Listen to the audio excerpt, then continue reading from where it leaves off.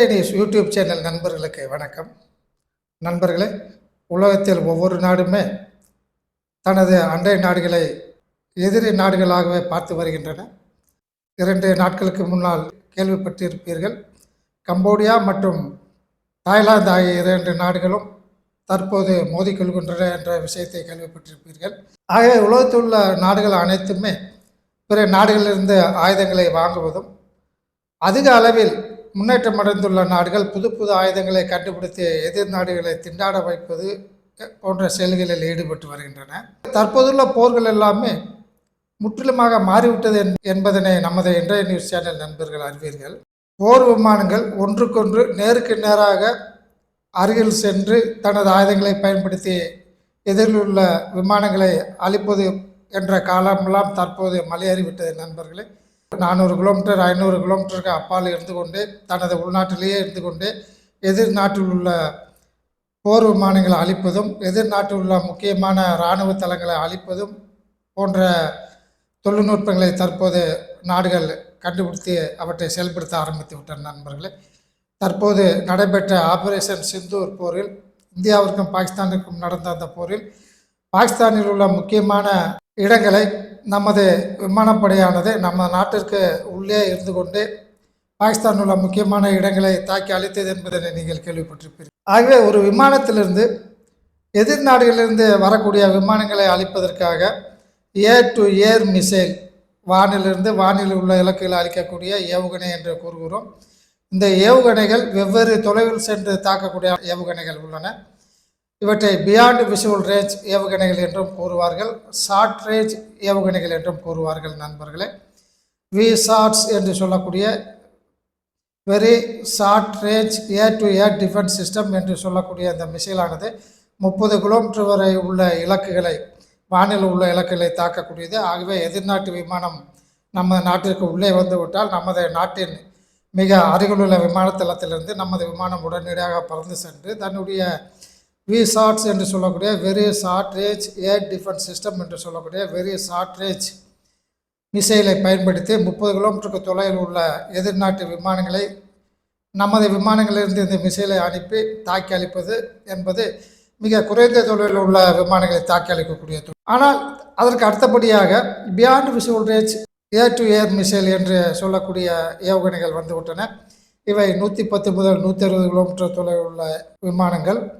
அதற்கு அடுத்தபடியாக 160 கிலோமீட்டர் வரை உள்ள போர் விமானங்கள். அதற்கு அடுத்தபடியாக 300 முதல் 400 கிலோமீட்டர் தொலைவில் உள்ள போர் விமானங்கள் போன்றவற்றை தாக்கி அளிக்கக்கூடிய ஏர் to air beyond visual range missile என்று கூறுகிறோம். அவற்றை நமது இந்தியா தயாரித்து வைத்துள்ளது. அதே போன்று ரஷ்யா, அமெரிக்கா, சீனா ஆகிய நாடுகள் இந்த பியாண்ட் விசுவல் ரேஞ்ச் மிசைலை 400 கிலோமீட்டர் தொலைவில் உள்ள இலக்குகளை தாக்கும் அளவிற்கு அவை தயார் செய்து வைத்துள்ளன நண்பர்களே. தற்போது நடந்த ஆபரேஷன் சிந்தூர் போரில் சீனாவிடமிருந்து வாங்கிய PL-15E என்று சொல்லக்கூடிய 145 கிலோமீட்டர் வரை தனது பாகிஸ்தான் நாட்டின் விமானத்திலிருந்து நமது நாட்டில் உள்ள விமானங்களை தாக்குவதற்காக இந்த மிசைல் பயன்படுத்தப்பட்டது. ஆனால் அந்த மிசைல்கள் நம்ம நாட்டின் விமானங்களை தாக்குவதற்கு முன்பே அவை அழிக்கப்பட்டு விட்டன என்பதனையும் நாம் கேள்விப்பட்டிருக்கின்றோம். அது மட்டும் இல்லாமல் தற்போது பாகிஸ்தான் PL-15 என்று சொல்லக்கூடிய 300 கிலோமீட்டர் வரை சென்று தாக்கக்கூடிய ஏவுகணைகள் பாகிஸ்தான் தனது நாட்டில் இருந்து கொண்டு தனது விமானத்தை தனது நாட்டில் நிறுத்தி கொண்டு நமது நாட்டில் உள்ள விமானங்களை, மேலே பறக்கக்கூடிய விமானங்களை 300 கிலோமீட்டர் வரை சென்று தாக்கக்கூடிய PL-15 என்று சொல்லக்கூடிய ஏவுகணைகள் அல்லது PL-17 என்று சொல்லக்கூடிய 400 கிலோமீட்டர் வரை சென்று தாக்கக்கூடிய ஏவுகணைகள் ஆகியவற்றை சீனாவிடமிருந்து வாங்கி நமது நாட்டிற்கு எதிராக பயன்படுத்த உள்ளது நண்பர்களே. ஆனால் தற்போதுள்ள ஒரு முக்கியமான விஷயம் என்னவென்றால், சீனா 1000 கிலோமீட்டர் வரை சென்று தாக்கக்கூடிய வானில் இருந்து கொண்டே தனது விமானத்தில் இருந்து கொண்டு 1000 கிலோமீட்டர் தொலைவில் உள்ள ஒரு விமானத்தை தாக்கக்கூடிய அளவிற்கான ஹைப்பர்சோனிக் ஏர் டு ஏர் மிசைலை கண்டுபிடித்து விட்டதாக தற்போது புதிய செய்தி ஒன்று வெளிவந்துள்ளது நண்பர்களே.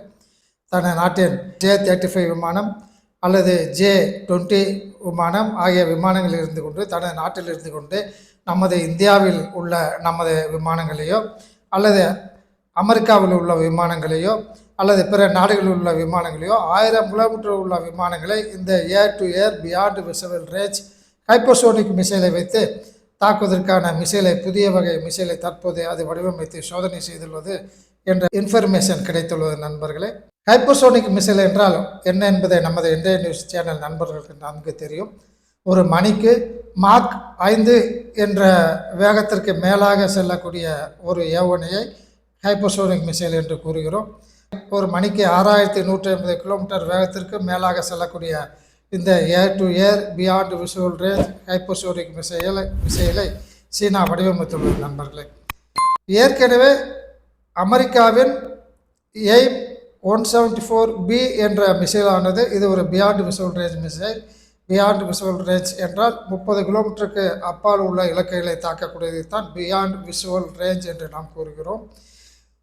அமெரிக்காவின் எய்ம் 174B என்ற மிசைல் 400 கிலோமீட்டர் வரை சென்று வானத்தில் உள்ள இலக்கினை தாக்கக்கூடியது.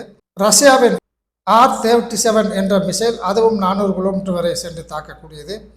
நம்ம நாட்டில் தற்போது தயாரிக்கப்பட்டு வரும் ஆஸ்திரா மார்க் 3 என்ற மிசைல் 300 முதல் 400 கிலோமீட்டர் வரை சென்று தாக்கக்கூடியது நண்பர்களே.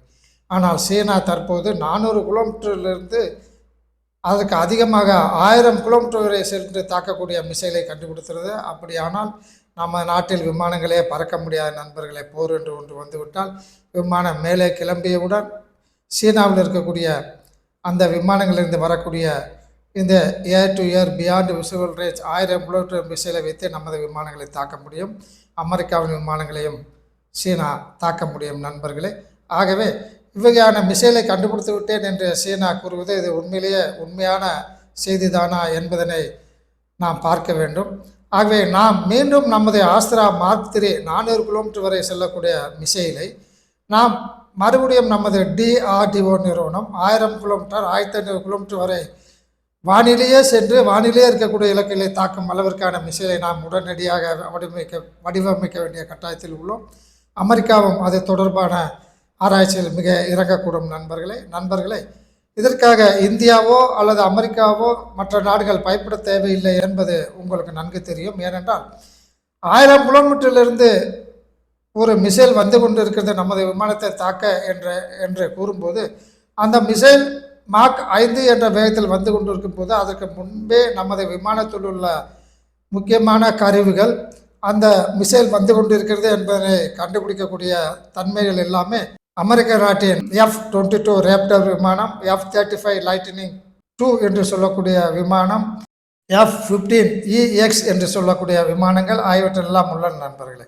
அதே போன்று நம்முடைய நாட்டின் தசால்ட் நிறுவனம் தயாரித்த ரஃபேல் விமானத்திலும் அந்த வகையான தொழில்நுட்பங்கள் உள்ளன. ஆகவே எதிர் நாட்டு ஏவுகணை நமது விமானத்தை தாக்க வரும்போது அந்த மிசைலை ஒரு குறிப்பிட்ட தொலைவிலேயே அவற்றை ஜாம் செய்து அவை செயல்படாமல் வைப்பதற்கான தொழில்நுட்பமும் நமது விமானங்களில் உள்ளன நண்பர்களே.